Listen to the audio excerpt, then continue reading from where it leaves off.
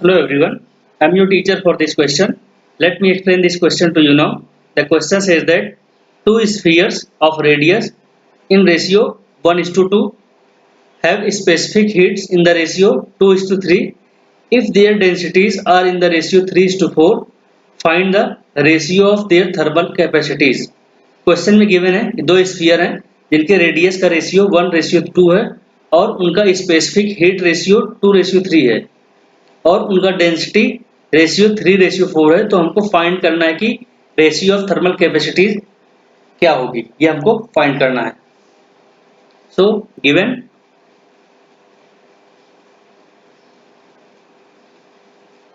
Ratio in the radius, अगर हम suppose कर लेते हैं पहले स्फीयर का रेडियस r1 है और दूसरे स्फीयर का रेडियस r2 है, तो r1 upon r2 is equal to given है 1/2। इसी तरीके से स्पेसिफिक हीट रेशियो उनका गिवन है C1 अपॉन C2। अगर इसको सपोज कर लेते हैं स्पेसिफिक हीट C1 C से रिप्रेजेंट किया गया है, तो फर्स्ट कैपेसिटर के लिए C1 और सेकंड कैपेसिटर के लिए C2, तो इनका जो रेशियो गिवन है 2/2:3 गिवन है। इसी तरीके से डेंसिटी में रेशियो जो गिवन है ρ1 अपॉन ρ2, अगर इसको डेंसिटी को हम रो से रिप्रेजेंट करते हैं, ये हो जाएगा ρ1 अपॉन ρ2 इज इक्वल टू, जो डेंसिटीज में रेशियो दिया है वो दिया है 3:4। तो इसको हम लिख सकते हैं ρ1 upon ρ2 is equal to 3:4।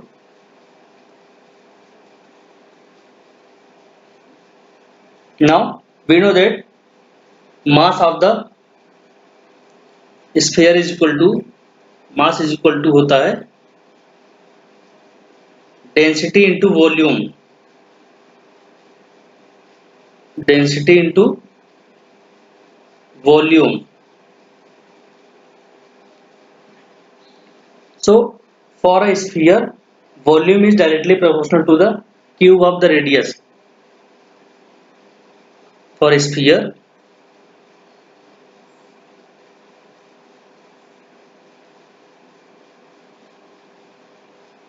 volume V proportional to radius cube। So इसको हम लिख सकते हैं मास, अगर इसको मास को m से रिप्रेजेंट करते हैं, ये होगा density into radius cube. So we know that thermal capacity of any substance, इसको अगर H से रिप्रेजेंट करते हैं, H इज इक्वल टू होता है m s डेल्टा T। यहाँ पे चेंज इन टेम्परेचर दोनों में सेम है, तो हम इसको लिख सकते हैं H1 upon H2 is equal to M1 S1 upon M2 S2। S1 S2 क्या है, ये है स्पेसिफिक हीट, इसको हमने C से रिप्रेजेंट किया, तो इसको हम C से यहाँ पे रिप्रेजेंट करते हैं uniformly M C delta T। इसी तरीके से इसको भी C1 और C2 के टर्म में रिप्रेजेंट करेंगे, C1 and C2। Change in temperature दोनों भी स्फीयर का सेम दिया है क्वेश्चन में, तो यहाँ पे ये दूसरे को कैंसिल आउट हो जाएंगे। M इज इक्वल टू लिख सकते हैं डेंसिटी इंटू वॉल्यूम, तो ρ1 into r1 cube into C1 upon ρ2 into r2 cube into C2। अब इसमें हम वैल्यू सब्स्टिट्यूट कर देते हैं, H1 upon H2 is equal to हो जाएगा ρ1 upon ρ2 r1 upon r2 cube into C1 upon C2,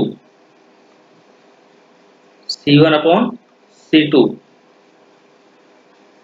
इसे हम वैल्यू सब्स्टिट्यूट कर देते हैं, ρ1 अपॉन ρ2, डेंसिटीज का रेशियो जो गिवन है क्वेश्चन में वो है 3:4, कैपेसिटेंस रेशियो 2:3 और रेडियस रेशियो 1:2। इसमें हम वैल्यू सब्स्टिट्यूट कर देते हैं, ρ1 अपॉन ρ2 ये क्वेश्चन में गिवन है 3/4, रेडियस का रेशियो दिया है 1/2 क्यूब और इसका कैपेसिटेंस का रेशियो दिया हुआ है 2:3।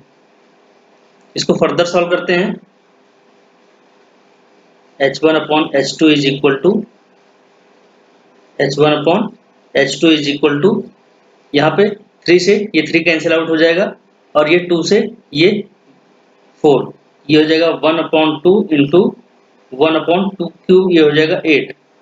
इसको फर्दर लिख सकते हैं h1/h2 is equal to 1/16।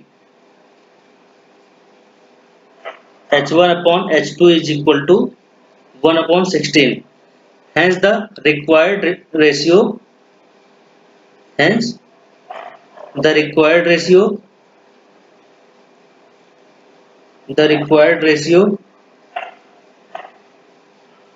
in the thermal capacity of the capacitors, in the thermal capacity of the capacitors will be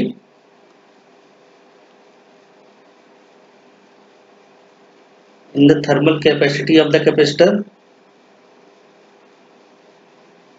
thermal capacity of the capacitor will be 1/16 of the capacitor will be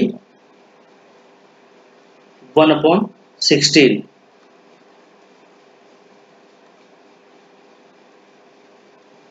That was the explanation to this question. Thank you.